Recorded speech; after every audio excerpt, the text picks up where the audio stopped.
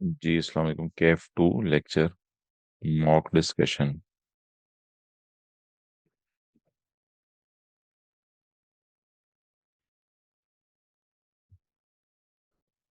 Okay, पहला page निकालते हैं। जी, अब आवाज़ क्लियर है ना? बता दें मुझे।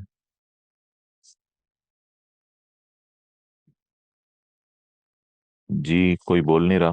आवाज़ क्लियर है ज़रा मैसेज में। ओके ठीक है जुमी। यस सर, क्लियर अच्छा, है। ये इसमें तो कोई ऐसा मसला नहीं। क्वेश्चन 1 से लेके इसमें एमसीक्यूज में एमसीक्यूज में तो कोई मसला नहीं ना। आगे चलें, किसी को कोई मसला डिस्कस करना है? ये देखें, जो एमसीक्यू 6 था, mister Aamir received a motor car as gift from friend. तो ये तो अदर सोर्स में जाएगी, लेकिन जब गाड़ी इसने बेच दिया तो ये कैपिटल गेन में नहीं जाएगी। इसके कैपिटल गेन में ना जाने की वजह यह है कि कैपिटल गेन में इसलिए नहीं जाएगी क्योंकि पर्सनल एसेट का बेचना किसी हेड ऑफ इनकम में नहीं जाता। Question number 2। Adeel Khan file fail to furnish his return of income. Adeel Khan ने अपनी रिटर्न ऑफ इनकम जमा नहीं करवाई for tax year 2021। On 10 January 2026 commissioner ने एक बेस्ट जजमेंट उसकी कर दी है। अदील असर्ट्स दैट, अदील कहता है कि नोटिस उसको आ गया था, was ever served upon him. ये नेवर कुछ बच्चों ने समझा था, एवर लिखा हुआ था, यानी नोटिस सर्व हो गया था। तो ठीक है, जब आपको बेस्ट जजमेंट असेसमेंट 6 साल के अंदर अंदर हो सकती है ना, तो ये बेस्ट जजमेंट असेसमेंट 6 साल के अंदर होनी थी। तो 30/21 से 22, 23, 24, 25, 26, 27, 6 साल के अंदर हो सकती है। तो नहीं, 5 साल तो नहीं था ना, ये 5 साल था ही नहीं, ये 6 साल था। अब लॉ की प्रोविजन अगर आपने खोलनी है तो वो खोल के देख लेते हैं। चैप्टर 15 के अंदर देखें, हमने ये पढ़ा था। इस तरह तो बहुत टाइम लग जाएगा। Best judgment assessment, best judgment assessment में हमने पढ़ा था कि 5 साल के अंदर नहीं, 6 साल के अंदर अंदर हो सकती है। ये खोल के देखें। Right. ये बेस्ट जजमेंट असेसमेंट, ये देखें, 6 साल के अंदर हो सकती है from the end of the tax year to which it relates. तो पेज 390 पे ये लिखा हुआ है। Okay clear? जिन्होंने पूछे 5 साल वाली बात। MS MS Orion builders company limited received an assessment order on 15 March 2024 for tax year 2012। The court decided the case of dispute. अच्छा, डिस्प्यूटेड प्रॉपर्टी के केस में, अच्छा ये जो स्टूडेंट मैसेज करे वो आगे हाँ ना लिख के बता दिया करे कि मुझे समझ आई है या नहीं आई है। तो डिस्प्यूटेड प्रॉपर्टी के केस में हमने पढ़ा था कि असेसमेंट कब तक हो सकती है, वो खोल के देख लेते हैं। डिस्प्यूटेड, अब जिन्होंने 5 साल का पूछे वो मैसेज करके बस खामोशी पे चले गए हैं, उसके बाद कोई रिप्लाई भी नहीं किया। समझ आया है नहीं आया, क्या हुआ है? सेक्शन 125 में हमने पढ़ा था डिस्प्यूटेड प्रॉपर्टी के केस में with in 1 year from the end of the financial year, जब कोर्ट ने डिसाइड किया। तो देखें, कोर्ट ने डिसाइड किया है 12 मार्च 22 को। तो जब 12 मार्च 22 को, तो उस और कमिश्नर का हमें असेसमेंट ऑर्डर आया 15 मार्च 24 को। 5 वाला एमसीक्यू बता दें, तो ये बोलना था ना। मैं वो 5 साल पता नहीं जहन में आ गया था। ये 5 वाला एमसीक्यू डिस्कस कर लेते हैं। तो यही मैं कह रहा था ना, बोलें। वॉइस इंटरप्ट हो रही है? भाई मेरा नहीं ख्याल इंटरप्ट होनी चाहिए। अम,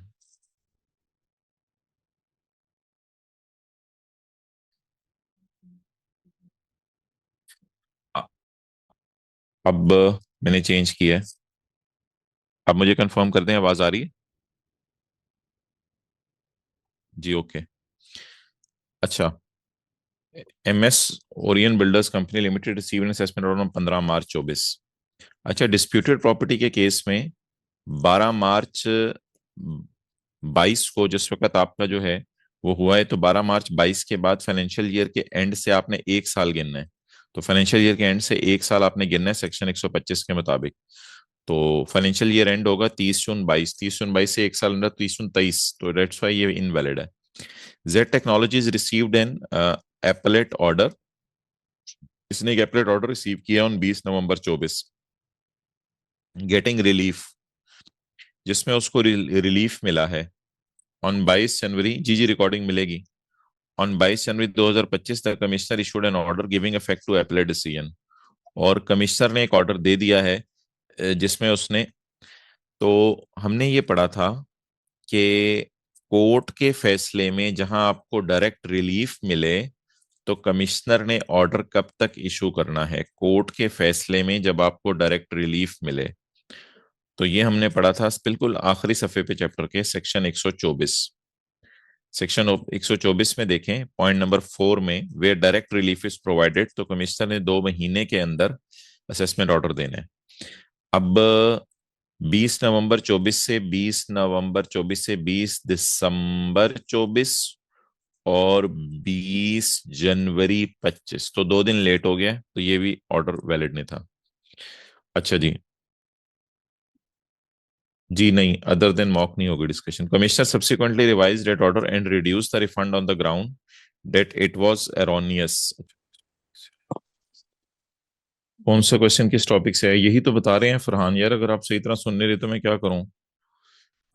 रिफंड वाज ग्रांटेड, मुझे तो सफे खोल के दिखा रहे हैं। Refund was granted to MS ये बाय सबॉर्डिनेट ऑफिसर। अच्छा जी, सबॉर्डिनेट ऑफिसर ने, यानी कमिश्नर है नहीं, सबॉर्डिनेट ऑफिसर ने टैक्स पेयर को रिफंड कर दिया है। कमिश्नर ने सब्सिक्वेंटली रिवाइज कर दिया है डेट ऑर्डर और रिवीजन ऑफ ऑर्डर। अब हमने रिवीजन ऑफ ऑर्डर खोलना है। And reduce the refund on the ground that it was erroneous, इससे हुकूमत के रेवेन्यू को नुकसान हो रहा है। अच्छा, ये एक बड़ा इंटरेस्टिंग था। रिवीजन, रिवीजन हमने पढ़ी थी। अ, अगर आप आए रिवीजन ऑफ ऑर्डर, यानी कमिश्नर अपने छोटे के ऑर्डर को, बड़ा वाजे तौर पे हमने सबॉर्डिनेट का लफ्ज लिखा था ताकि आपको पता चल जाए, कंफ्यूजन ना रहे कोई। तो पेज 394 के ऊपर रिवीजन, रिवीजन बाय कमिश्नर में हमने पढ़ा था कमिश्नर खुद अपने छोटे के ऑर्डर को रिवाइज कर सकता है जो उसने पास किया है। तो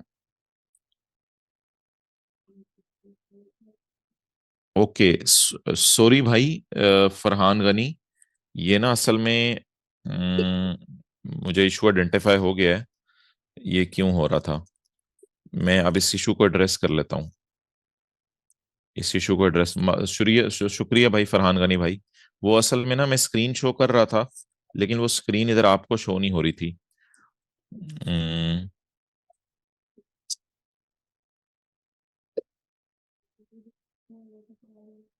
स्क्रीन, जी माजरत भाई फरहान, जजाकल्ला आपने बता दिया। अच्छा, अच्छा ये ना अब देखें, अब आपको शो हो रही है। इससे पिछली जो मैंने प्रोविजन दिखाई है ना, इससे पिछली मैंने प्रोविजन दिखाई थी सेक्शन 124। सेक्शन 124 में ये था कि जहां आपको पेज नंबर 405, जहां पे आपको डायरेक्ट रिलीफ मिला है, ये पॉइंट 4 है। और उससे जो पिछली मैंने आपको दिखाई थी वो थी डिस्प्यूटेड प्रॉपर्टी वाली, ये पेज 396 पे सेक्शन 125 था। और अब जो मैं आपको दिखा रहा हूं, ये प्रोविजन है, वैसे मैंने सोल्यूशन में सेक्शन नंबर भी लिखे हुए हैं माय डियर, आपको वहां से देखने चाहिए थे। अच्छा, अब जो है वो अगली हमने पढ़ी थी कि कमिश्नर अगर अपने छोटे के ऑर्डर को रिवाइज करे, तो कमिश्नर माय डियर जब अपने छोटे के ऑर्डर को रिवाइज करता है तो ऐसी सूरत में क्या रूल लगेगा। ऐसी सूरत में ये रूल लगेगा कि कमिश्नर का अपने छोटे के ऑर्डर को रिवाइज कर सकता है, लेकिन ये ऑर्डर टैक्स पेयर को नुकसान नहीं पहुंचाएगा। ये ऑर्डर टैक्स पेयर को नुकसान नहीं पहुंचाएगा। तो अब ये देखें कि हम अगर इधर देखें तो इधर हमने ये पढ़ा है कि point number 3, order of revision shall not be prejudicial to tax payer. तो कमिश्नर कोई और सेक्शन लगा सकता है, नहीं रिवाइज कर सकता अगर जुरिस्डिक्शन है रेवेन्यू ऑफ टीपी। नहीं, जुरिस्डिक्शन है रेवेन्यू ऑफ टीपी, मुझे समझ नहीं, हाँ हाँ ठीक है। जुरिस्डिक्शन का लफ्ज ना बोले, प्रेजुडिशियल। प्रेजुडिशियल जुरिस्डिक्शन तो होता है इलाकाई पावर, प्रेजुडिशियल होता है नुकसानदेह टू टैक्स पेयर। तो इसलिए ये नुकसानदेह टू टैक्स पेयर है, इसलिए ये नहीं किया जा सकता। अच्छा जी, MCQ 5 किसी ने पूछा था। ABC AOP earned interest income from bank deposit and bank withheld tax. अच्छा, अब इसमें ना ये नहीं बताया हुआ था कि इनकम 5 मिलियन से ज्यादा है या 5 मिलियन से कम है। तो इसमें आप एज्यूम कर सकते थे भाई डिविडेंड किन केसेस में एग्जाम्प्ट होता है। अब अगर मैं ये चलाऊंगा तो मॉक डिस्कशन कैसे चलेगी। ये फिर किसी और दिन मीटिंग रख लेते हैं अगर आप लोगों के सवाल हैं। ये तो मॉक डिस्कशन का मैसेज आया था, सवालों का तो मैसेज नहीं आया था। सवाल तो फिर किसी और दिन मीटिंग रख लेते हैं आप। ABC OP earned interest income from bank deposit and bank withheld tax for purpose of taxing mister A. बहरहाल से चैप्टर 4 में जाके देख ले, वहां लिखा होगा कौन कौन सा डिविडेंड एग्जाम्प्ट है। For purpose of taxing mister A which treatment is correct. अच्छा, अब बेहतर है कि इंटरेस्ट इनकम को ना, अब उसने बताया नहीं तो आप एज्यूम कर लें कि 5 मिलियन से कम है। अब अगर आप एज्यूम, क्योंकि देखें एमसीक्यूज में वैसे उसको इस तरह का एमसीक्यू देना नहीं चाहिए। अभी मैं आईकैप का भी आपको एक एमसीक्यू दिखाऊंगा, उसने थोड़ा सा इस तरह का एक दिया हुआ है। तो इस तरह का एमसीक्यू उसे देना नहीं चाहिए जिसमें ये बात ओपन हो। उसे बताना चाहिए था कि 5 मिलियन से कम है हमारी इंटरेस्ट इनकम। अब आप 5 मिलियन से कम इंटरेस्ट इनकम एज्यूम कर लें, तो फिर ऐसी सूरत में तो एओपी की interest income final tax regime में जाएगी ना। तो जब एओपी की interest income final tax regime में जाएगी, तो हमने ये पढ़ा था कि शायद आपको याद हो, मैं एक शो करता हूं आपको कैलकुलेशन। ये देखें,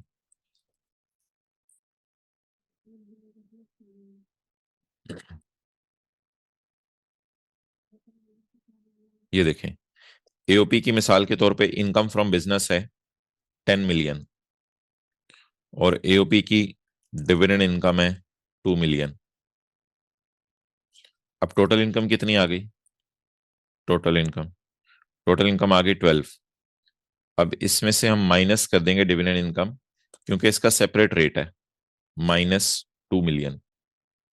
तो तो हमारी टैक्सेबल इनकम तो वही आ गई दोबारा, 10 मिलियन। तो 10 मिलियन पे रेट लगेगा, और 10 मिलियन ही वो जो हम कहते नहीं होते थे, वो जो सुहेल खालिद काजी टोटल वाली टाइप वर्किंग, जो हम बोलते होते थे तारिक हामिद टोटल टाइप वाली वर्किंग, तो उस वर्किंग में 10 मिलियन जाएगा, क्योंकि टू पे तो सेपरेट रेट है, यानी कि टू पे तो फाइनल टैक्स रिजीम का रेट लगता है ना। तो अब ए का न्यूमेरिकल सॉल्व करते हुए क्या करना है, ये ए की टैक्सेबल इनकम में शामिल होगी और टैक्स लगेगी दोबारा। नहीं नहीं नहीं नहीं, रेट बढ़ाने के लिए ऐड होती है, लेकिन ये ऐड होनी नहीं है, क्योंकि ये इंटरेस्ट इनकम है जो 5 मिलियन से कम है। It will be added in A income. नहीं नहीं नहीं, ए की इनकम में ऐड नहीं होनी। It will not be added in A income because it is tax under separate treatment. AOP ने इस पे अलग टैक्स दे दिया है। जी क्लियर, जिन्होंने सवाल पूछा था MCQ number 5। Okay, question number 3। Tech Link Private, Pakistani company, acts as, जी जजाकल्ला, acts as Orbitron exclusive representative. अच्छा, ऑर्बिट्रन यूके की कंपनी है और इंडस्ट्रियल रोबोटिक्स इक्विपमेंट पाकिस्तान में सप्लाई कर रही है। Tech Link private limited, Pakistani company, acts as representative, ये हमारे रिप्रेजेंटेटिव के तौर पे काम कर रहे हैं पाकिस्तान में, यानी के सॉर्ट ऑफ एजेंट हैं। ये बीइंग एन एजेंट यहाँ पे काम कर रहे हैं। तो Tech Link has no authority to conclude contracts. All contracts are signed outside Pakistan. ये पाकिस्तान में कॉन्ट्रैक्ट साइन नहीं करी, सारे कॉन्ट्रैक्ट बाहर के मुल्क में साइन होते हैं। हाउएवर टेक लिंक, लेकिन टेक लिंक क्या करती है? However Tech Link regularly maintains a warehouse in Karachi where our machinery stored, जहां हमारी मशीनरी स्टोर होती है, और from which deliveries are routinely made to customers. अच्छा, अब एक वेयर हाउस वाला पॉइंट तो था हमारा। अगर आप चैप्टर 5 के अंदर जाके देखें, अगर वेयर हाउस किसी का पाकिस्तान के अंदर है तो वो तो पी बन जाती है। लेकिन सवाल वाले की ना थीम भी समझा करें कि सवाल वाला पूछना क्या चाह रहा है। सवाल वाला असल में ये वाला कॉन्सेप्ट आपसे पूछना चाह रहा था पी के अंदर, जिस कॉन्सेप्ट में हमने ये पढ़ा था कि a person acting in Pakistan on behalf of another person, point E पढ़े, a person acting in Pakistan in the ordinary course on behalf of the other person if the agent, अब I point two, has no such authority but आदतन maintain stock. मैं कह रहा था ये जो ऊपर देखे ना पॉइंट ए में वेयर हाउस आता है, लेकिन ऑब्वियसली उसने जो डाटा दिया हुआ था नो सच अथॉरिटी, लेकिन स्टॉक मेंटेन कर रहा है, तो वो आपसे ई का 2 पॉइंट जज करना चाह रहा था। तो इसलिए हमने जो जवाब दे के आना था वो ई के 2 पॉइंट के मुताबिक दे के आना था। जी मीटिंग यूट्यूब पर अपलोड होगी। अच्छा, point number 2, Orbitron associated company Orbitron support, ये भी पाकिस्तान में, uses an office in Islamabad, इसका एक ऑफिस है इस्लामाबाद में, to provide installation and after sale service, जिसमें ये इंस्टॉलेशन और आफ्टर सेल सर्विस दे रही है to Pakistani customers. Tech Link also uses the same premises for negotiating sales, यहाँ से सेल्स भी निगोशिएट कर रही है। These activities together support Orbitron's business in Pakistan, ये एक्टिविटीज सारी मिल के पाकिस्तान के बिजनेस को सपोर्ट करी है, यानी इंस्टॉलेशन भी, आफ्टर सेल सर्विस भी, निगोशिएटिंग सेल भी।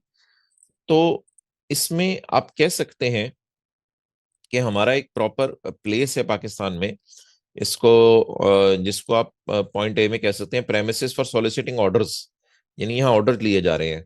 लेकिन इसमें ज्यादा बेहतर था, जितना उसने डाटा ज्यादा प्रोवाइड किया था ना, तो पॉइंट जी लगना ज्यादा बेहतर था। A place of a business that is use, point G पढ़े, a place of a business that is use और maintained by a person if the person carries on business at that place and that place constitute PE of the person, ये PE है, और business is carried on by a person at the same place or at more than one place that constitute complementary functions। तो ये जो इसने दो तीन functions बताए थे ना, ये कॉम्प्लीमेंट्री थे। मिसाल के तौर पे सेल करने हैं, उसके बाद इंस्टॉल करने हैं, उसके बाद आफ्टर सेल सर्विस देनी है। तो इस वजह से बेहतर है कि आप पॉइंट ए लगा के आते, प्रेमिसेस फॉर सॉलिसिटिंग ऑर्डर, क्योंकि सेल तो हो रही है। तो बेहतर है, जो उसने जरा ज्यादा डेटा दिया था तो वो पॉइंट नंबर जी लगाना चाह रहा था। तो कितने लोगों ने पॉइंट जी इसमें लिखा था? Okay. The tax year ends on 30 June 2025। Mister Daniyal of foreign national earned foreign source income of 8 million during 2025। The following are independent scenarios। अच्छा, इसमें हमने जो है वो चैप्टर नंबर 13 के अंदर जो है वो ये पढ़ा था। अगर आपको याद हो एक बात, चैप्टर नंबर 13 में हमने ये पढ़ा था कि अगर कोई बंदा पाकिस्तान में 3 साल से कम नौकरी करने के लिए आए, तो वो बंदा पाकिस्तान में 3 साल से कम नौकरी करने के लिए आए तो वो बंदा फॉरेन इनकम को बाहर के मुल्क में ही रखे, तो फिर ऐसी सूरत के अंदर जो है वो उसकी फॉरेन इनकम माफ हो जाती है। फॉरेन इनकम को अगर बाहर के मुल्क में रखे, नौकरी करने आए और 3 साल से कम हो स्टे और लेकिन एक चीज थी जो आई आपने कभी टेस्ट नहीं की थी, वो मैंने इसमें डाली थी। वो ये थी कि अगर कोई इनकम वो पाकिस्तान की वजह से कमा रहा है, यानी पाकिस्तान आने की वजह से उससे कोई बिजनेस पकड़ा और फिर वो बाहर के मुल्क में कमा रहा है, वो फिर टैक्सेबल होगी। तो the following are independent scenarios. Daniyal arrived in Pakistan in यकम अक्टूबर 22। ये यकम अक्टूबर 22 को पाकिस्तान आया फॉर एम्प्लॉयमेंट, नौकरी करने के लिए। एक शर्त पूरी होगी, नौकरी करने के लिए आया और इसका स्टे अभी 3 साल से कम है। देखें कैसे, यकम अक्टूबर 22 से 30 जून 25। तो ये यकम अक्टूबर 22, यकम अक्टूबर 23, यकम अक्टूबर 24, 23, 24 और यकम अक्टूबर 25 को जाके 3 साल बनने हैं, अभी 3 साल के अंदर अंदर है। तो 3 साल वाली बात भी पूरी हो रही थी, पाकिस्तान में नौकरी करने भी आया था और उसने did not remit any part of foreign income to Pakistan, और उसने पाकिस्तान में कोई पैसे रेमिट नहीं किए। तो जब पाकिस्तान में उसने कोई पैसे रेमिट नहीं किए तो इसका मतलब है इसकी इनकम माफ है। आगे चलें। इसमें बेहतर ये होता है कि जब दो तीन सिनेरियोज हो तो ऊपर लॉ की प्रोविजन एक दफा लिखते हैं, फिर हर सिनेरियो को डिस्कस करते रहें। Mister Daniyal arrived in Pakistan यकम October 22 for employment. The foreign income relates to business venture which is factory manage from Pakistan to his presence. ये अजीब सा पॉइंट है जो कभी आगे आपने टेस्ट नहीं किया था, ये हमने टेस्ट किया है पॉइंट नंबर ए में। तो ये इसको टैक्सेबल करना था फिर, चाहे आपका स्टे 3 साल से कम भी है। दानियाल अराइव्ड इन पाकिस्तान यकम जुलाई फॉर, ओ यकम जुलाई 21 का आया है भाई, अब तो चौथा साल चल रहा है। ये तो बेनिफिट सिर्फ तब अवेलेबल था जब 3 साल के अंदर अंदर होते। तो इसलिए इस साल की इनकम इसकी टैक्सेबल होगी क्योंकि 3 साल वाली कंडीशन पूरी नहीं हो रही। क्लियर? चलें जी आगे।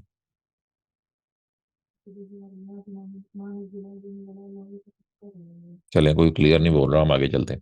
Hammad Raza citizen return permanently Pakistan on 22 June 2023 after living in Germany for 8 consecutive years. भाई ये जो 8 कंसेक्टिव ईयर से जर्मनी में रह रहे हैं ना, 22 जून 23 को पाकिस्तान आया है। तो याद रखिएगा, जब बंदा बाहर के मुल्क 4 साल 5 साल से ज्यादा रह के 4 साल, 4 साल से ज्यादा रह के आया हो, 4 साल बल्कि एग्जैक्ट नॉन रेजिडेंट रहा हो बाहर के मुल्क में, तो जिस साल आके रेजिडेंट बना उस साल और उससे अगला 1 साल, यानी 30 जून 24 और 30 जून 25 इसकी फॉरेन इनकम्स एग्जेम्प्ट होंगी। इस वजह से 30 जून 25 में ये जो इसको 4,000 रुपये मिला है, इसको आप लोगों ने एग्जेम्प्ट करना था। बेहतर है इसकी इनकम निकालते, ऐड करते, ऐड करके फिर लेस कर देते। तो ये 4,000 नेट ऑफ टैक्स जो जर्मनी में मिला है, जर्मनी से मिला है, ये आपने एग्जाम करना था। Got it? ये कितने लोगों ने किया था? ओके, आगे चले। ऑन यकम August 2024 he was employed as chief executive officer of Orient technologies an unlisted company. तो यकम अगस्त का मतलब है हम चीजों को 11 महीने से मल्टीप्लाई करेंगे। ड्यूरिंग टैक्स ईयर 2025 हमारे receive basic salary of 18 lakh per month. 18 lakh को आपने 11 से मल्टीप्लाई कर देना था। Cost of living allowance 2.5 lakh, इसको 11 महीने से मल्टीप्लाई कर देना था। मिल्क अलाउंस के बारे में नीचे पॉइंट 1 में देखें लिखा हुआ था कि मिल्क अलाउंस मिलता है अगले महीने की पहली तारीख को, इस वजह से हमने फिर 10 से मल्टीप्लाई किया। पॉइंट 1 में लिखा हुआ था। उसके बाद जो है वो कॉस्ट ऑफ लिविंग अलाउंस आ रही है, सॉरी मिल्क अलाउंस आ गया। मेडिकल अलाउंस, अच्छा मेडिकल अलाउंस जो है ना, ये 20,000, 2 लाख पर मंथ, इसको आपने एग्जेम्प्ट करना था up to 10% of basic salary, क्योंकि reimbursement not as per terms थी, तो वो आपने टैक्सेबल करनी थी। तो जब ये 16 लाख टैक्सेबल हो गया तो ये एग्जेम्प्ट करना था medical allowance. On 30 when company paid a performance bonus equal to 2 month basic salary after adjusting his proportionate stay. असल में 2 महीने की बेसिक सैलरी आपको मिली बोनस के तौर पे, तो इसकी 2 महीने की सैलरी बनती है 36 लाख। अपने 36 लाख को 11/12 करना था, क्योंकि बाकी एम्प्लॉयज ने कहा हमने पूरा साल काम किया और हमें 2 सैलरीज बोनस के तौर पे मिली, इसने सिर्फ 11 महीने काम किया। तो ये हमेशा नहीं करना। जब सवाल कहे, सवाल में लिखा हुआ है प्रोपोर्शनेट स्टे के मुताबिक उसकी एडजस्ट करनी है। OTL entered into a rent agreement में Hamad under which OTL paid 5 lakh per month for a residential property owned by him. उसने अपनी ही रेजिडेंशियल प्रॉपर्टी जो ओन की हुई थी, वो उसने जो है वो एम्प्लॉयर को दे दी। और एम्प्लॉयर अब क्या कर रहा है, एम्प्लॉयर उसका किराया दे रहा है। इसको हमने पढ़ा था self hiring of property, salary के चैप्टर के अंदर। तो सैलरी के चैप्टर के अंदर अगर आप देखें, तो सैलरी के चैप्टर में अगर आपको सेल्फ हायरिंग आ रहा हो, से, सेल्फ हायरिंग अगर आ रहा हो,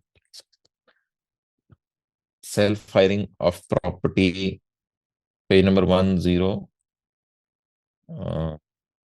किसके ऊपर आ रहा है, सेल्फ हायरिंग ऑफ प्रॉपर्टी, ये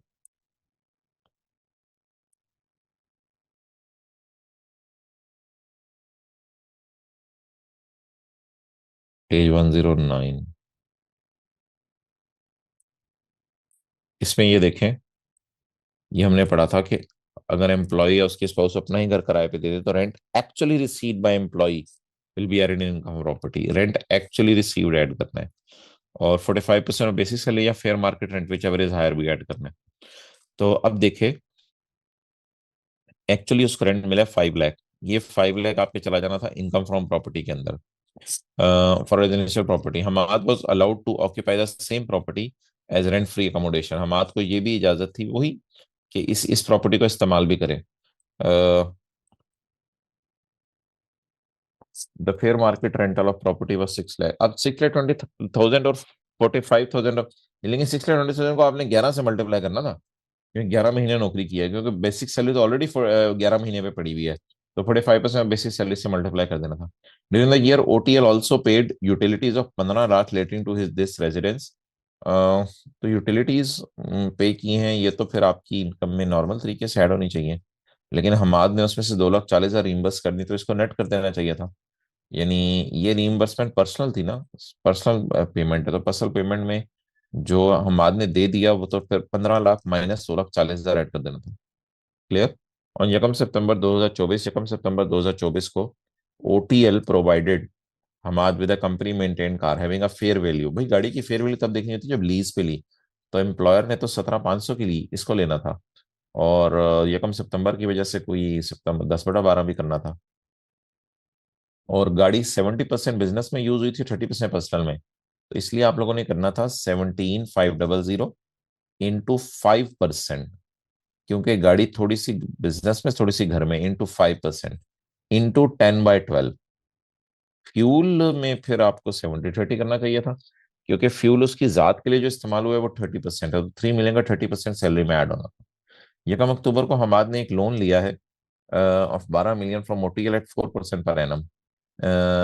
इसको इसने इस्तेमाल किया है एक रेजिडेंशियल हाउस बनाने के लिए, जो उसने यकम जनवरी 25 से किराए पे दे दिया है eight 7 lakh per month. Legal expenses, अब जैसे लीगल एक्सपेंसेस में था, अगर आप इसलिए करें कि प्रॉपर्टी का टाइटल डिफेंड करना, और ये अब सवाल में कुछ नहीं लिखा होता तो हमने एज्यूम कर लेना चाहिए था ये प्रॉपर्टी का टाइटल वगैरह डिफेंड करने के लिए सेक्शन 15A के मुताबिक हुए हैं। एंड प्रॉपर्टी इंश्योरेंस भी माइनस करने की इजाजत थी। ऑन यकम मार्च 25 एंड यकम May 25 OTL waived a loan of 2 million each. अच्छा, अब लोन लिया 12 मिलियन। अब ये जो आपने 12 मिलियन का लोन लिया ना, तो आपने करना क्या था, आपने 12 मिलियन को पकड़ना था, और 12 मिलियन को पकड़ के आपने जो है वो करना था, बेंचमार्क रेट 10 होता है, तो 10 - 4 6%।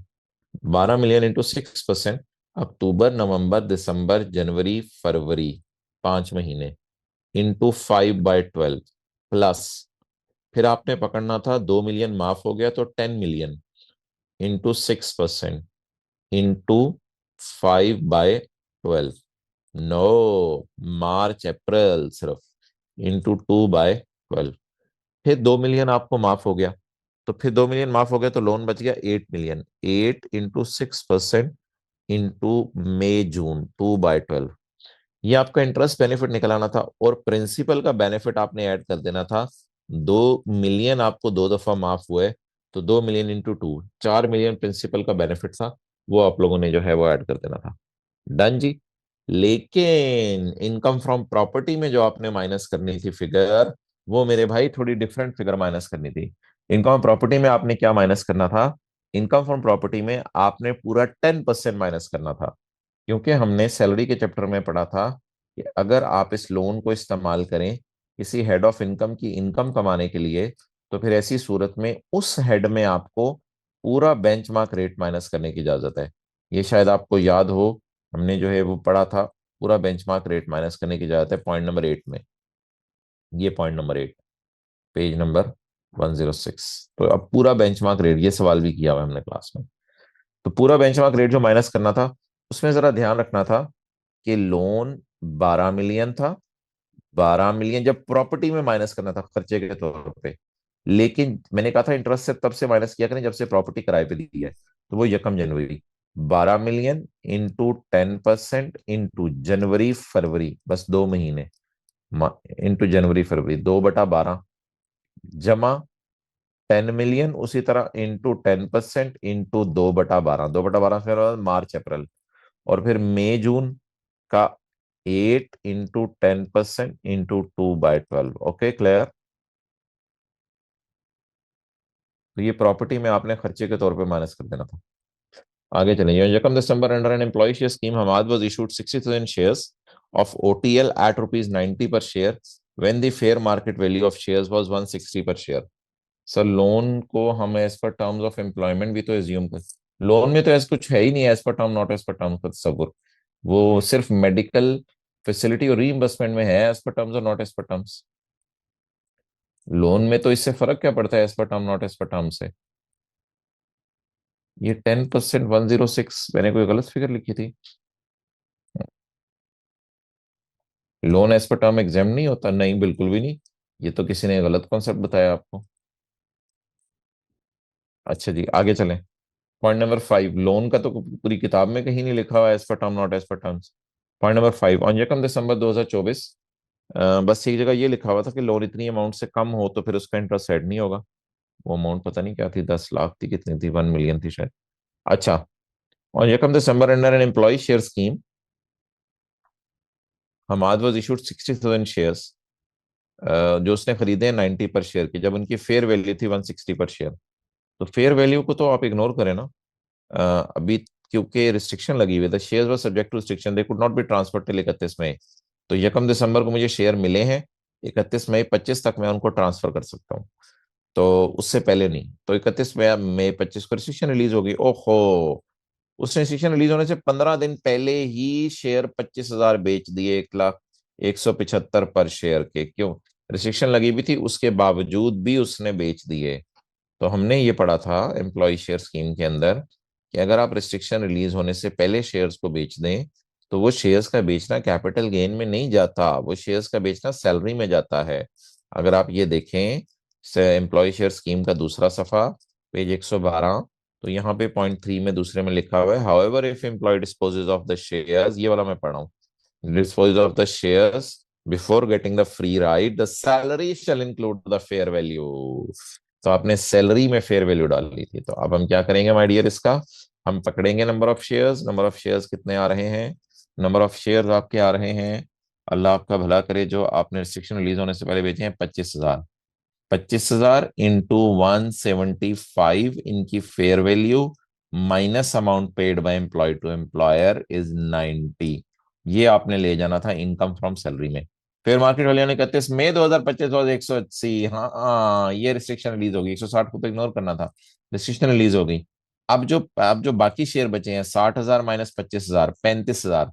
35,000 शेयर्स को आपने 35,000 इंटू 180 - 90, इसको आपने ले जाना था इनकम फ्रॉम कैप वो सैलरी में, क्योंकि रिस्ट्रिक्शन रिलीज हुई है, रिस्ट्रिक्शन रिलीज होना एंड ही सोल्ड। और फिर सोल्ड वाला अगला कॉन्सेप्ट है, यानी sold the remaining shares on 2 जून 2025। उसने बकाया शेयर 2 जून 2025 को बेच दिए फॉर 210 पर share. This figure is net of 5 पर शेयर कमीशन। अब इसने 5 पर शेयर कमीशन से ये फिगर नेट की हुई है। तो इस बात का क्या मतलब था माय डियर, इस बात का ये मतलब था कि आपने जिस वक्त निकालनी है इनकम फ्रॉम कैपिटल गेन, तो इनकम फ्रॉम कैपिटल गेन में 210 रुपए के बेचे, इसमें से कमीशन नेट हुआ है 5 का, तो इसका मतलब है शेयर तो 215 के बेचे। तो 35,000 जरा 215 कंसिडरेशन थी।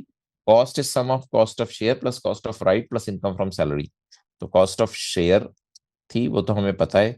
इनकम फ्रॉम सैलरी हमने वर्किंग वन में निकाली हुई है। और लेस कमीशन, कमीशन को फिर दोबारा माइनस कर देना था। तो कमीशन तो नॉर्मल खर्चा है आपका, तो ये income capital gain normal regime में चली जानी थी, इसकी रिकॉर्डिंग मिलेगी। ओके डन जी, आगे चलें।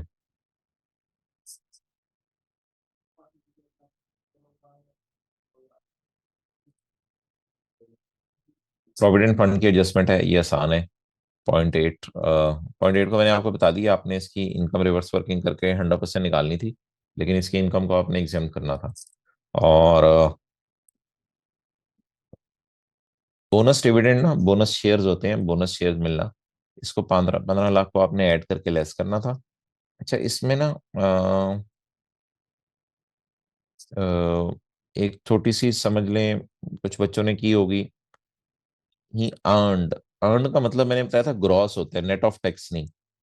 तो बोनस की ये अर्नड वाली फिगर थी, यानी ये टोटल बोनस था। तो 15 लाख आपने ऐड करके लेस करना था और इस पर 10% टैक्स लगाना था। लेकिन इसको जो इंटरेस्ट इनकम मिली है, अगर कुछ ने पीछे से मिला के पढ़ा हो, अर्नड इसके साथ भी लिखा हुआ लग रहा है, लेकिन जब वाजे तौर पे ब्रैकेट में नेट ऑफ टैक्स डाल देना, तो फिर बेहतर है इसको नेट ऑफ टैक्स ले लें। वैसे आई क्या पैसा नहीं करता, बस मैं क्वेश्चन बना रहा था, बनाते हुए ख्याल नहीं आया कि कुछ स्टूडेंट ये समझ लें कि अर्नड का लफ्ज इसके साथ भी जाके मिल रहा है। तो बजाहिर उन्होंने भी शायद सही किया, चले मार्किंग में हम कोशिश करेंगे दोनों को अकोमोडेट कर दें। बहरहाल मैंने इसको नेट फिगर एज्यूम की है, क्योंकि आगे वाजे तौर पर नेट लिखा हुआ है। तो 12 लाख, ये तो इंटरेस्ट आपको पता है फाइनल टैक्स रेजिम में जाता है। अच्छा रेंटल इनकम उसको कराची से आई है 5 million, which is net of tax of 12%। तो ये 5 मिलियन थी 88 पे, इसको 100 से मल्टीप्लाई हमने करना था। ये आपकी रेंटल इनकम वो आ जानी थी जो आपने जो है वो ग्रॉस कमाई है। हाँ लेकिन एक ध्यान रखना था, आपने जब न्यूमेरिकल खत्म करना था, तो एंड पे ये जो ग्रॉस फिगर आई है, ये वाली जो फिगर आएगी, इसका 12% टैक्स आप ऑलरेडी पे कर चुके हैं, वो अपने एंड पे माइनस कर देना था। ये तो नॉर्मल रिजीम का टैक्स है। रिपेयर एक्सपेंस आ रहा है, और ओ हाँ, रिपेयर एक्सपेंस 7 लाख को इग्नोर करके आपने रिपेयर अलाउंस माइनस करना था। लेकिन अगर कोई खर्चा एम्प्लॉय का कोई खर्ची बात एम्प्लॉय कहाँ से आ गया, अगर कोई खर्चा मालिक मकान का किराएदार बर्दाश्त कर ले, उस खर्चे को फिर मैंने कहा था आपने इनकम में ऐड करना है, क्योंकि ये एक मुफ्त का बेनिफिट है। 4 लाख की सेविंग हुई है आपको, ये 4 लाख इनकम में ऐड करना था। ओके, बाकी तो वो थर्ड शेड्यूल का था। सर एक क्वेश्चन था, सेल्स टैक्स में जब सेल, ये मीटिंग इसके लिए नहीं है भाई, उसके लिए अलग मीटिंग अब किसी दिन कर लेते हैं। ये तो मीटिंग मॉक डिस्कशन के लिए है। अच्छा जी, G165849, question number 6। Khan Engineering Construction, a sole proprietor owned by Mr. Saad Khan, is engaged in the manufacturing heavy duty construction motor. The following figures are available for 30/6/2025। Following figures available है 30/6/2025 के लिए। Cell में पड़ा हुआ है 99,120 received entirely in cash from MS Titan Builders against a single invoice. ओहो, single invoice के अच्छा, पहले पहले तो बात है सेल्स में सेल्स टैक्स पड़ा नहीं होना चाहिए। तो पहले तो सेल्स में से सेल्स टैक्स निकाल लें, अगला मसला फिर बाद में है। सेल्स में से सेल्स टैक्स निकालने का तरीका ये है कि 99,120 पड़ा हुआ 118 पे, तो मुझे 18 दे दो। अब आपने 18 कैलकुलेट करके इसको फेस के ऊपर जो है वो माइनस कर देना था।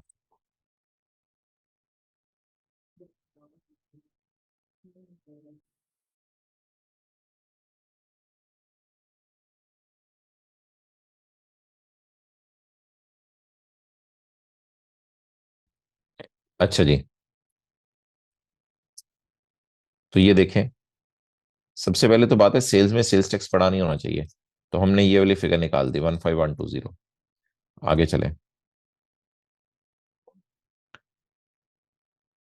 ओ भाई, आप सिंगल इनवॉइस के पैसे कैश में ले रहे हैं, ये कैश में पैसे लेना जुर्म है। ये प्रोविजन मैंने कहा था नई आई है। ये मैंने आपको कहा था मैं डालूंगा मॉक के अंदर, क्योंकि ये आई कैप ने अभी तक पास्ट में कभी टेस्ट नहीं की। ये प्रोविजन पहली दफा आई है। तो इस प्रोविजन की रोशनी में अगर आप आके देखें तो आपको ये बात समझ आएगी, याद आएगी। तुम्हें याद हो कि ना याद हो, मुझे याद है, आपको भी शायद याद ही हो। ये देखें जी, सेक्शन 21।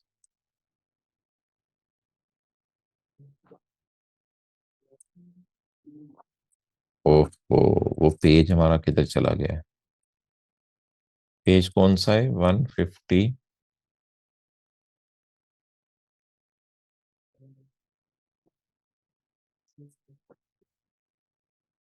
ये पेज नंबर 160।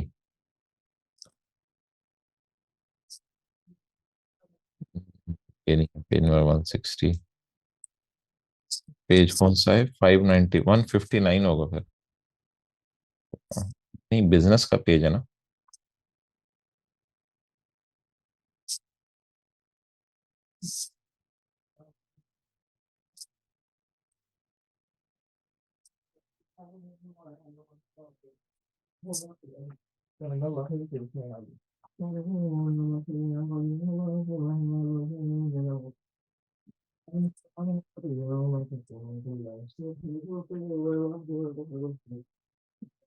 जी, मैं ये पीडीएफ से खोल लिया। पेज 161। ओ हाँ, वो तो पड़ा हुआ है, उधर ही पड़ा हुआ है, ठीक है। पेज 161। ये देखें जी, पेमेंट रिफंड में अपना बताया, अगर कोई टैक्स पे रिसीव करता है more than 2 lakh for a single invoice, otherwise than through a banking channel और डिजिटल मींस, तो 50% ऑफ एक्सपेंस डिसअलाउ हो जाएगा। अब इसने पूरे का पूरा अमाउंट ही कैश में रिसीव कर लिया 99 मिलियन की। तो रिलेटेड प्रोडक्शन कॉस्ट, जो कॉस्ट ऑफ सेल में है 51 मिलियन, इसका 50% आपने डेड करना है। तो अल्लाह का शुक्र है हम प्रॉफिट से चल रहे हैं, तो नॉट अलाउड खर्चे हमने डिसअलाउ करने हैं। तो बस नॉट अलाउड खर्चा डिसअलाउ कर दें। 51 मिलियन टू 50%, ये हमने डिसअलाउ कर दिया। नेक्स्ट, आगे चलें। 21,5 मिलियन आपने रिसीव किया है। ये जो कॉपीराइट होता है ना, फॉर ग्रांटिंग कॉपीराइट, कॉपीराइट के पैसे किसी से लेना, ये हमने रॉयल्टी की डेफिनेशन में पढ़ा था। तो बहरहाल ये royalty normally income from other source में चली जाती है, लेकिन हम इसलिए नहीं लेके गए कि ये रॉयल्टी हम कमाना शुरू करेंगे अगले साल से। तो इसलिए इसको बहरहाल सेल में से निकाल दिया, हमारी सेल नहीं है। आगे चलें। कॉस्ट ऑफ सेल में परचेज पड़ी हुई है फ्रॉम अ पर्सन जिसके पास एनटीएन नहीं है और वो मिडल मैन है। हमने पढ़ा था जिसके पास एनटीएन ना हो और उससे हम चीजें खरीद लें और वो मिडल मैन है, तो इसको कैसे ट्रीट करना है। ये देखें, 10% of purchase made, point Q पढ़ें, 10% of purchase made from person.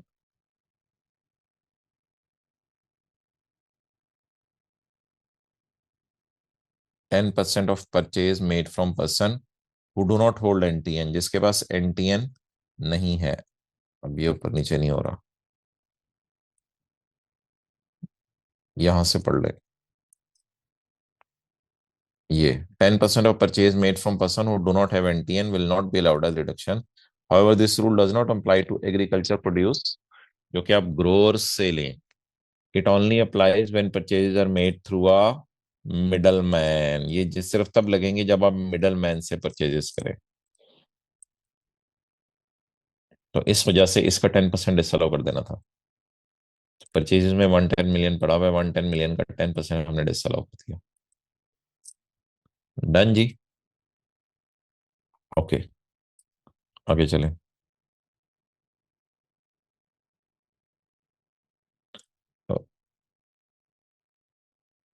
Agriculture producer से डायरेक्ट ले लें, कोई मसला नहीं, इसमें तो कोई मसला नहीं। इसमें तो वैसे ये भी नहीं लिखा हुआ था कि एनटीआर नहीं है, इसलिए वैसे भी कोई मसला नहीं। अकाउंटिंग डेफिनेशन ऐड कर दी थी। फिजिबिलिटी स्टडी ना प्री कमेंसमेंट एक्सपेंडिचर के डेफिनेशन में फॉल करता है। इसका हमने 20% माइनस करना था। इसको ऐड करके इसका 20% माइनस। क्लोजिंग स्टॉक की ये आसान सी एडजस्टमेंट है, ये आप लोग कर लेंगे। एनआरवी लॉस की ओपनिंग स्टॉक है, ओपनिंग स्टॉक में भी गलती है, और कॉस्ट इसकी ज्यादा है एनआरवी से। आप बोले ओपनिंग स्टॉक क्या करना पड़ेगा, कम। देखिए, क्लोजिंग स्टॉक कम करने से प्रॉफिट कम होता है, तो ओपनिंग स्टॉक कम करने से प्रॉफिट बढ़ेगा। इस वजह से हमने सोल्यूशन में देखें प्रॉफिट बढ़ाया हुआ है, ये 3,000 ऐड किया हुआ है। आगे चलें। AEC acquired a plant from a Japan under diminishing Musharka through legal, दो legal title is joint with Islamic है। लीगल टाइटल उसका इस्लामिक बैंक के पास है, लेकिन रिस्क एंड रिवॉर्ड सारे हमारे हैं। तो हमने कहा था ये हमारा ही एसेट हुआ करेगा। डिमिनिशिंग मुशारका का मतलब है आहिस्ता आहिस्ता शिरकत खत्म होती जाएगी और ये एसेट अल्टीमेटली हमारा ही होगा। रिलेटेड टू एसेट इसमें नहीं आता। नहीं नहीं नहीं नहीं नहीं नहीं नहीं। देखिए, रिलेटेड टू एसेट का मतलब उसमें ये लिखा हुआ है कि pre feasibility related to asset, मतलब नहीं, मतलब ये कि अगर आप जो है वो क्या कहते हैं, कैपिटल एक्सपेंडिचर वहां नहीं आता। असल में ये बात है, कैपिटल एक्सपेंडिचर वहां नहीं आता। फिजिबिलिटी स्टडी तो वहां आती है, चाहे वो प्लांट के लिए हो, चाहे वो बिजनेस के लिए हो, जो मर्जी हो, तो वो तो आएगी। लेकिन उसमें प्लांट की अपनी कॉस्ट नहीं आती, बेसिकली ये कहने का मकसद है उसके। ओके।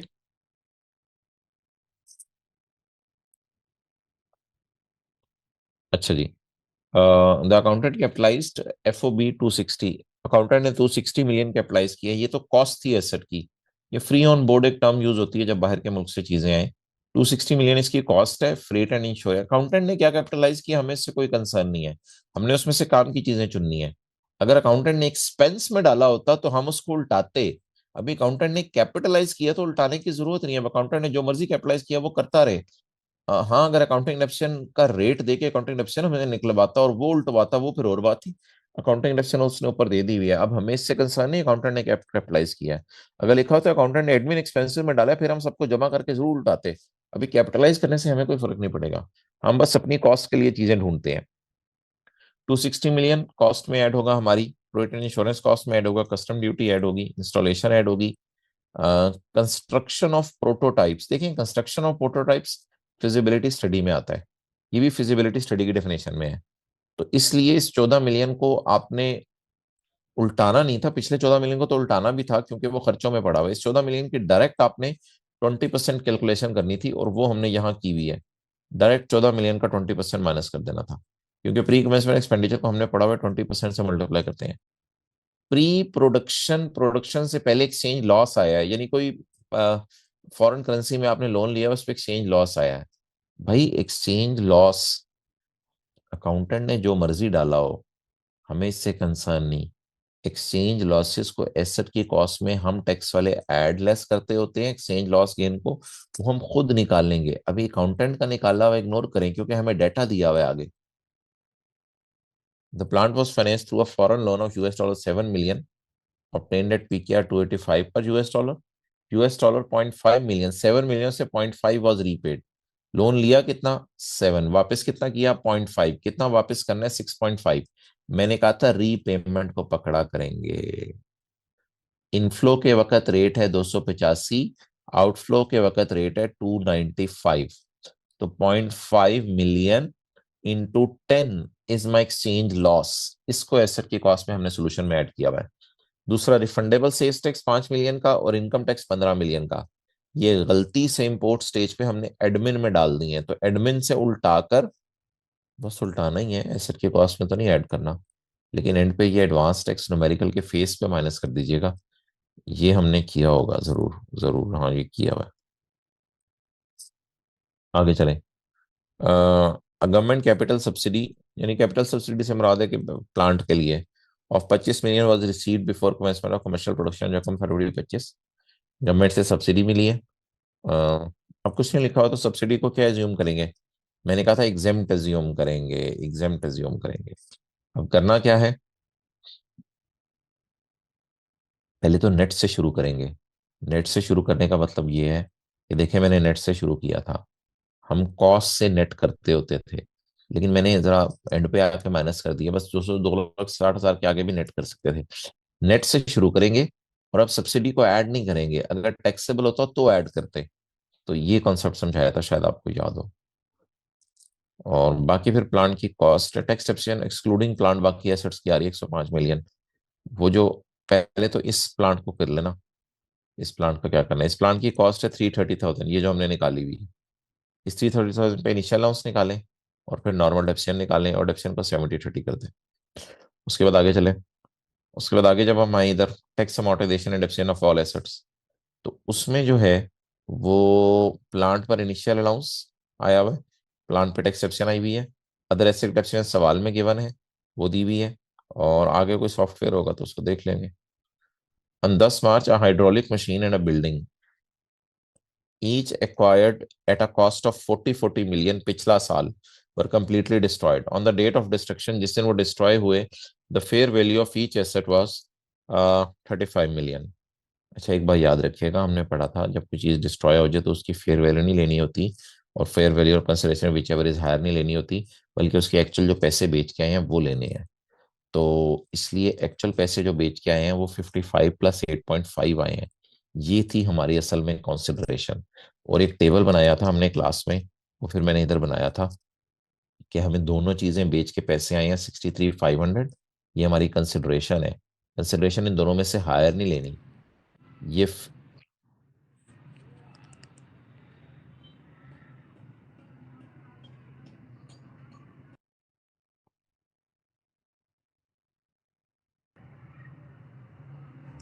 ये आमिर सईद को रिमूव करना पड़ेगा अब, अगर आवाज आई इनकी तो। अच्छा जी।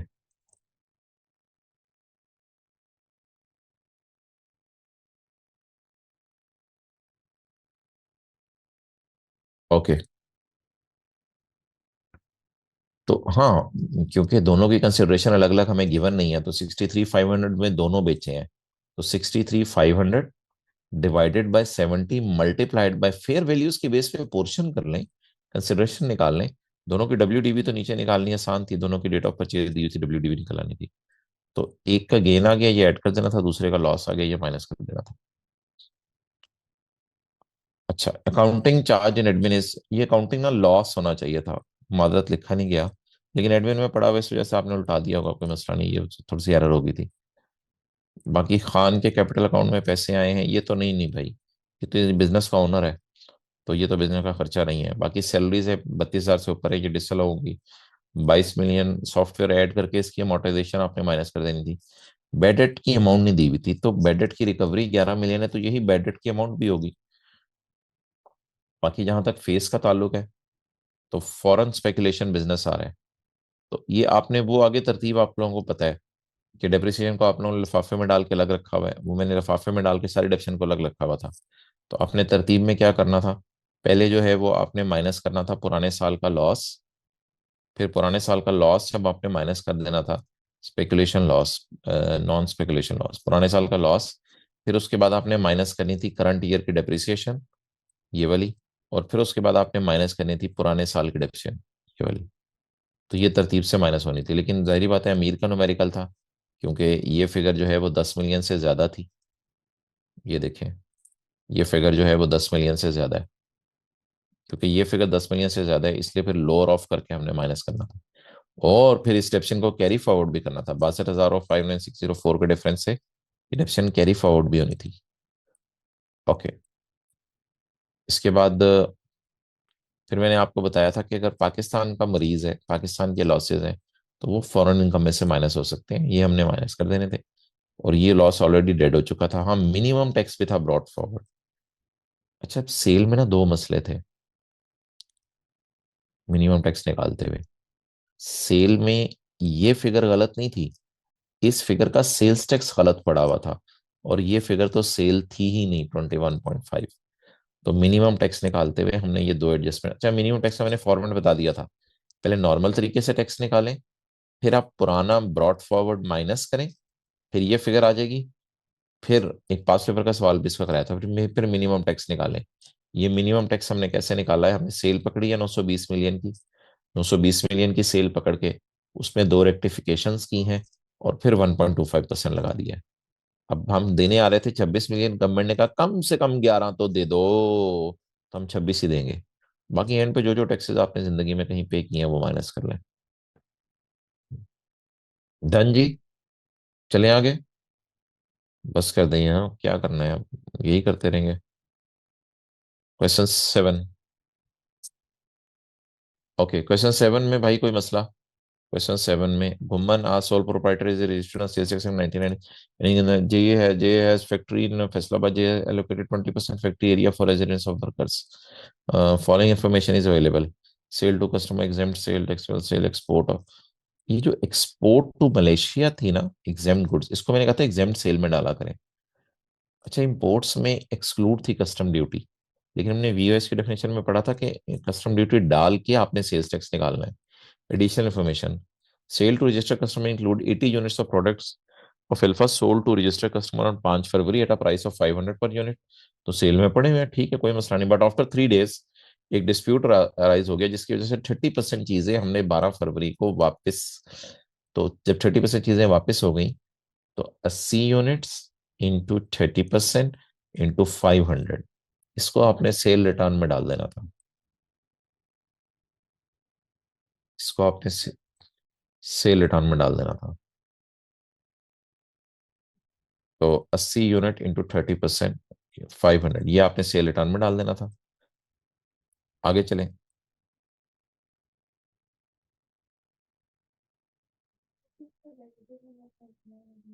ओके,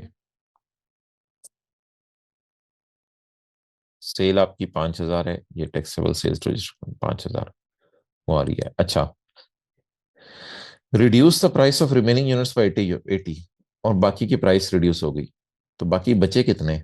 80 इंटू 70%, वो जो यूनिट्स बचे, 80 इंटू 70% यूनिट्स इंटू 80 कर देना था, डायरेक्ट प्राइस रिड्यूस। ये प्राइस रिडक्शन की एडजस्टमेंट आ गई। क्लियर? सेल रिटर्न भी रिकॉर्ड कर दी, प्राइस रिड्यूस भी कर दी। 20 carton of 40 kg tea to register customer for 150 per KG. ठीक है, 20 कार्टन आपने बेचे हैं 150 per kg, customer will pay cheque of 40,000 and hand over license having a fair value of 65,000। अच्छा, इंक्लूड किस पे है? इंक्लूड है 20 carton of 40 kg tea to register person for 150 per KG. तो 20 इंटू 40 इंटू 150 सेल में शामिल है। हमने कहा था जाने वाली चीज की फेयर वैल्यू शामिल होनी चाहिए, तो जाने वाली चीज की फेयर वैल्यू तो यही है, और शामिल भी इसी पे है। तो बदले में जो आ रहा है उसको इग्नोर करना है। हमने कहा था जाने वाली, वो जो फौलाद और लोहा वाला सवाल किया था, फौलाद वाला, तो जाने वाली चीज की, ये जो वीओएस की डेफिनेशन में पहला पहला जो पॉइंट है, सबसे पहला, जाने वाली चीज की फेयर वैल्यू, तो दोबारा माइनस, दोबारा ऐड कर देना था, ऐसे टाइम्स आया, ये माइनस किया हमने 120, दोबारा ऐड कर दिया। डन जी, जिन्होंने पूछा डन। चलें आगे। इसके बाद जो है वो डिस्काउंट प्राइस, डिस्काउंटेड प्राइस हमने 15% डिस्काउंट पे दिया, और नॉर्मली भी डिस्काउंट किया, तो फिर तो कोई फायदा नहीं सजेशन का, यानी -450 करके दोबारा 450 जरा लिख देते ताकि अच्छा लगता था बस देखने में। आगे, goods worth ₹2 lakh was sold to unregistered distributor. ओहो, अनरजिस्टर्ड डिस्ट्रीब्यूटर से हमने सेक्शन 8 में पढ़ा था कि हमने एनटीएन मांगना होता है। जब एनटीएन नहीं मांगा तो करना क्या था, इसको यहां से निकालना था।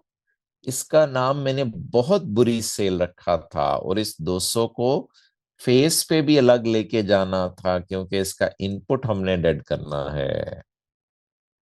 आगे। आगे जी, जी वो आज तो क्वेश्चन का टाइम नहीं है, वो फिर रखते हैं, अगले किसी दिन, 2-3 दिनों में रख लेते हैं। अच्छा, अगर आप में क्वेश्चंस के लिए बैठे हैं तो मीटिंग लीव कर जाए। Sales to unregistered customer include sale of 2.5 lakh to a person who will use for decorative, ये तो सेल टू एंड कंज्यूमर है। परचेज गुड्स वर्थ रुपीज जितने purchase the goods were deliver to G on 15 December, however input could not be claim due to, ये तो कोई मसला नहीं। Purchase of sulphuric acid which is used in वो जो हाथ हिलाने वाला करते थे, तो लेकिन ये एग्जेम्प्ट गुड्स मलेशिया एक्सपोर्ट हो रही हैं, इसका मतलब है इसको आपने जो है वो एग्जेम्प्ट सेल में डालना था। Purchase of electronic items for sale amounting to 70,000, 30% were return, पर परचेज रिटर्न रिकॉर्ड कर देनी थी। ₹90,000 of balances had been payable since 12 August 22। 70% of these were settled on 15 February and the remaining were paid on 15 मार्च। अच्छा जी, अब मुझे आप ये बताएं कि हमारा महीना कौन सा है। ये जरा एडजस्टमेंट समझ लें, हमारा महीना है फेब और अगला महीना है मार्च। मुझे आप ये बताएं कि 180 दिन जरा मुझे गिनवाएं। अगस्त के दिन, अगस्त के दिन 31 - 12 जरा बताएं कितने आ रहे हैं। अगस्त के दिन 31 - 12, 19। अगस्त, सितंबर, अक्टूबर, नवंबर, दिसंबर, जनवरी, जरा टोटल करें यहां तक।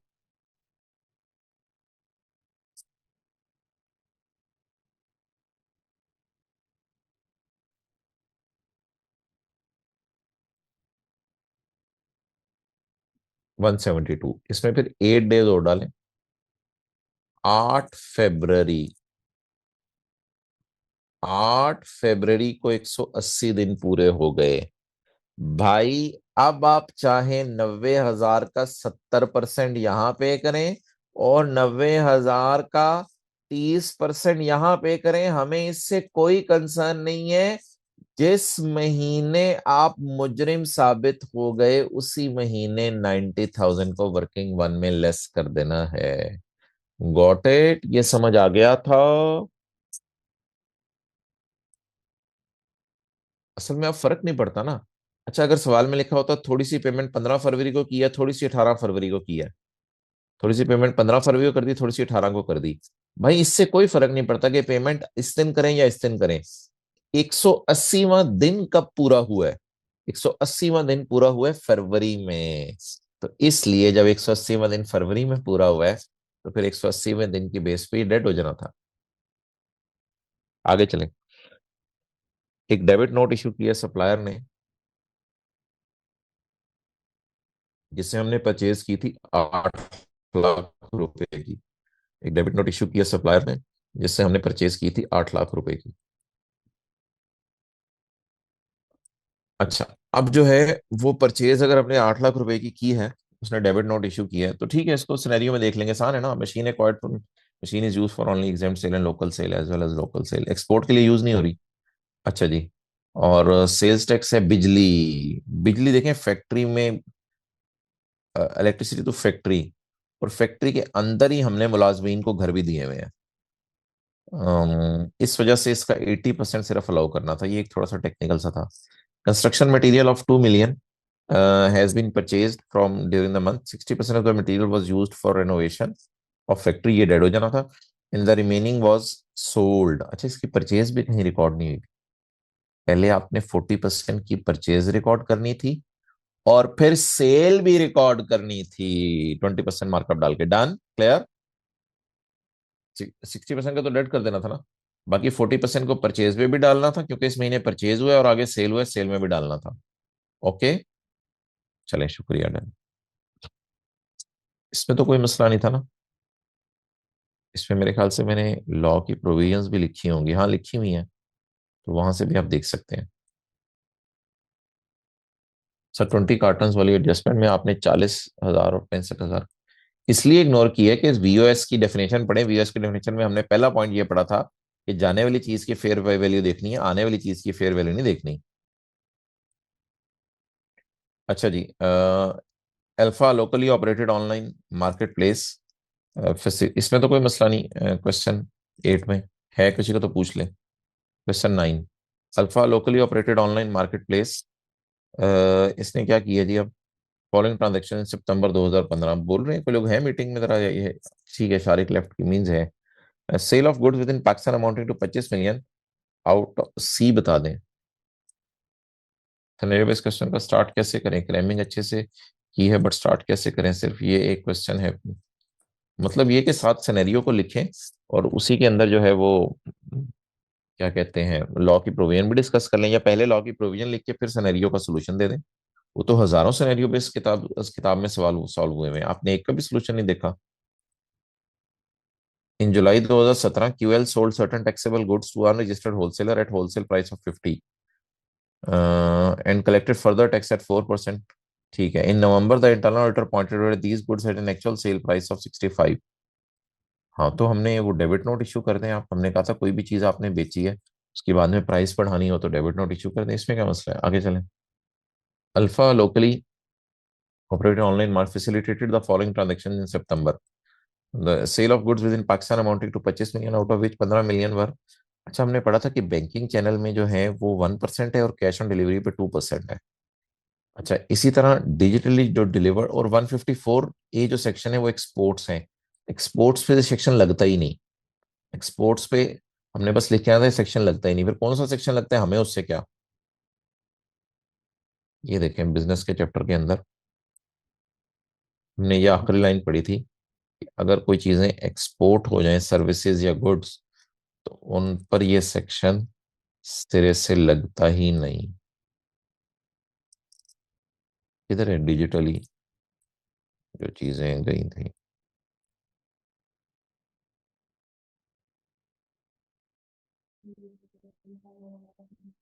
ये इन्ना लिल्लाहि व इन्ना इलैहि राजिऊन, आप कहना पड़ेगा।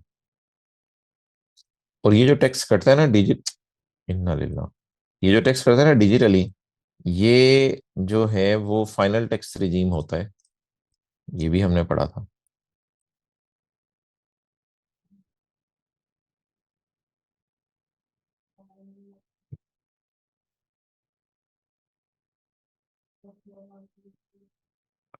आई डोंट नो जी, ये वापस क्यों आ रहा है, इधर चलते हैं।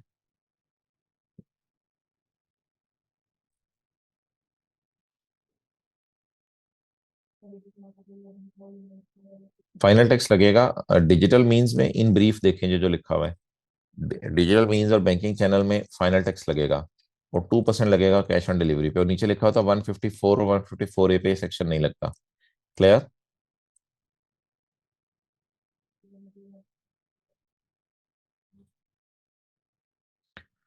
उसके बाद show how this tax, tax तो फाइनल टैक्स होगा और वो रेट भी उसके दिए हैं। ब्रीफली कमेंट ना tax export proceed, export proceed पे ब्रीफ कमेंट यही दे के आना था जो ये लिखा हुआ है। This applies to transaction on locally operated online और market, export proceeds are excluded, ये बस लिख के आता, एक्सपोर्ट प्रोसीड्स आर एक्सक्लूडेड, इतनी सी बात लिख के आनी थी।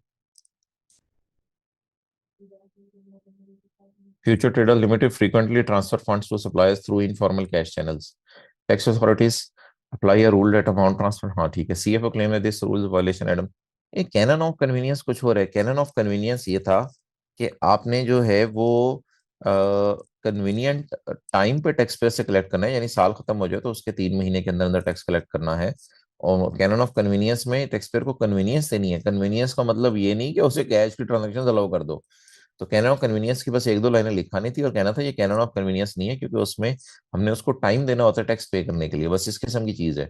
State the real objective of this provision, तो ये हमने पढ़ा था चैप्टर 1 में कि डॉक्यूमेंटेशन ऑफ इकोनॉमी। भाई नेशनल असेंबली ने डिबेट की है सुप्रीम कोर्ट, अच्छा सुप्रीम कोर्ट का जो जज था ना वो था एक्सपेंसेस चार्ट अपॉन एफसीएफ, तो उसमें फिर डिस्कशन होनी थी लेकिन वोटिंग नहीं रिक्वायर्ड थी, ऐसा ही था ना। चैप्टर 2 खोल के देखिएगा, इसके ऊपर जो है वो डिस्कशन होनी थी लेकिन वोटिंग रिक्वायर्ड नहीं थी।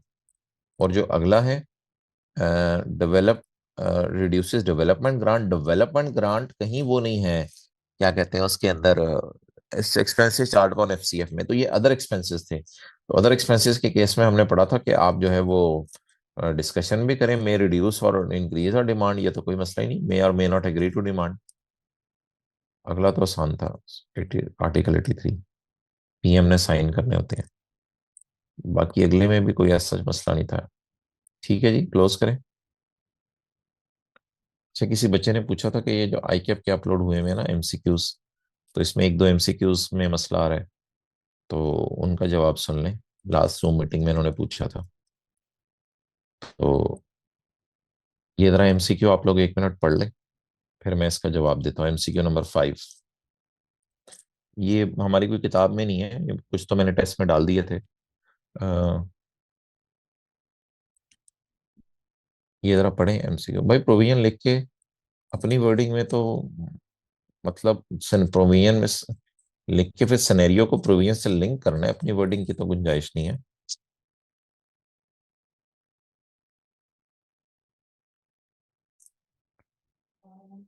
अच्छा जी, अब सवाल की रिक्वायरमेंट ये है कि आपने जो है, इसका सोल्यूशन मैं आपको दिखा रहा हूँ।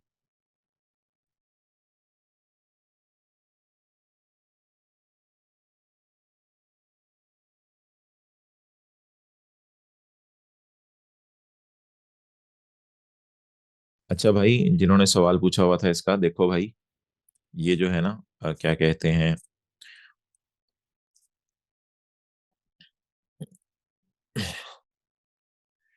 इसमें डिविडेंड जो 1 मिलियन है, ये तो वैसे ही फाइनल टैक्स रिजीम में किसी हेड ऑफ इनकम में जानी नहीं, इसलिए इसको हमने फारिग कर दिया। बाकी इधर लिखा हुआ है 2006, ये असल में 2006 है, इधर यकम जुलाई 5 होना चाहिए था। ये सोल्यूशन बनाने वाले से गलती हुई है, क्वेश्चन बनाने वाले से आई कैप में। 48 लाख आपकी इनकम आ गई, together with plant and machinery other source में। फिर आप बिल्डिंग की 10% एफिशिएंट माइनस करेंगे, और प्लांट की 25% इनिशियल अलाउंस और 15% एफिशिएंट माइनस करेंगे। वो सोल्यूशन मैं आपको दिखा देता हूँ। ये बिल्डिंग की 10% एफिशिएंट माइनस की, प्लांट का 25% इनिशियल अलाउंस और प्लांट की 10% एफिशिएंट माइनस की, तो ये लॉस आ रहा है, इसलिए ऑप्शन ए टिक करनी थी। अच्छा, इसमें आए, इसमें सेल्फ ऑक्यूपाइड हाउस को अभी एक्सक्लूड ना करें। ये MCQ 2 अब मैं करवा रहा हूँ, जिसमें वो पूछ रहा है कि डीम्ड इनकम में क्या जाएगा, फहाद रेजिडेंट इंडिविजुअल। तो इसमें आप जो है वो सेल्फ ऑक्यूपाइड हाउस को जो है वो एक्सक्लूड ना करें, बिकॉज सेल्फ ऑक्यूपाइड हाउस जो है वो एंड पे देखते हैं उसका क्या करना है। उसके बाद उसने लिखा हुआ है कि हाउस गिवन ऑन रेंट, इसको बिल्कुल आप क्रॉस कर दें, हाउस गिवन ऑन रेंट को क्रॉस कर दें। हाउस गिवन ऑन रेंट को क्रॉस करने के बाद जो है, एग्रीकल्चर लैंड के बारे में अगर थ्योरी का सवाल होता तो हम assumption दे देते, अगर एग्रीकल्चर एक्टिविटी नहीं हो रही तो ये सेक्शन लगेगा, और अगर एग्रीकल्चर एक्टिविटी हो रही है फिर एक्सक्लूड करना है। फिलहाल MCQ तो एज्यूम कर लें एग्रीकल्चर एक्टिविटी हो रही है। ऑफिस बिल्डिंग में भी एज्यूम करें आप ऑफिस का काम कर रहे हैं, यानी बिजनेस इनकम कमा रहे हैं। पीछे बच गई दो चीजें, अब इन दो पे ये सेक्शन लगता है, लेकिन एक प्रॉपर्टी हमें वैसे ही निकालने की इजाजत है, तो हायर अमाउंट वाली निकाल देते हैं। पीछे जो प्रॉपर्टी बची वो है ही 25 मिलियन से कम, इसलिए ये सेक्शन लगेगा ही नहीं। तो ये ऑप्शन बी है, यानी इसका जवाब निल आएगा। ओके जी, अस्सलाम वालेकुम।